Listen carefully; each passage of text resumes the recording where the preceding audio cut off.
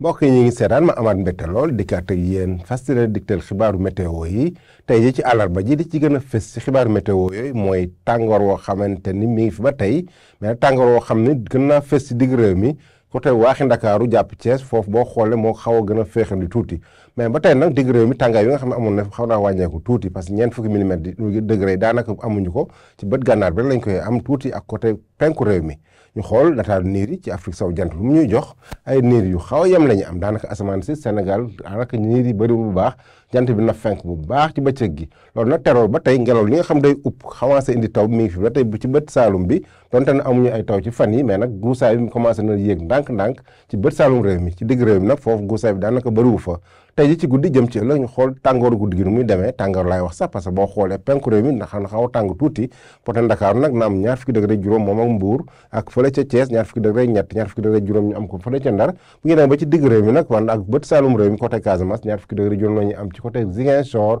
Sédhiou ba Kolda digg réew mi ñaar fukki degré ñeent mooy gën a ràññal la diggante Fatick ak fële ca Diourbel ñaar fukki degré ak juróom benn ñu am ko Kaffrine mais bu ñu demee ba ci penku réew mi guddi gi daanaka du féex na xaw a tàng tuuti fu mel ni Bakel na am fanweeri degré benn te fanweeri degré benn yooyu muy am ci guddi gi sax mooy gën a tàng li ñuy am ci bëccëg gi Ndakaaru loolu moo bone rek ràññalee bi nga am ci waaxi Ndakaaru ak côté digg réew mi fu mel ni Matam ñu am fanweeri degré ñaar fukki degré juróom ñett ñu am ko fële ca Kédougou ak asamaan soo xam dina nis tuuti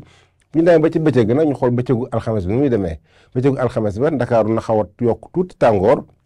parce que fanweeri degré lay am ñaar fukki degré juróom-ñeent ak ñaar fukki degré juróom-ñett la ñu amoon démb mais mi ngi commencé yokk tuuti boo leen xoolee Ndakaaru bëccëg gi mi ngi commencé di tàng tuuti par rapport ak la ñu amoon fan yee passé fu mel ni Thiès na am fanweeri degré ak fanweeri degré ñett nañ ko am Ndar bu ñu demee ba ci côté Sakal Louga foofu fanweeri degré juróom la ñuy am fanweeri degré juróom benn ñu am ko Ziguinchor Sédhiou jàpp Adéane bu ñu demee ba ci Kolda Mampatim foofu fanweeri degré juróom-ñett la ñuy am côté Sall Ndëkkumandu ñii bi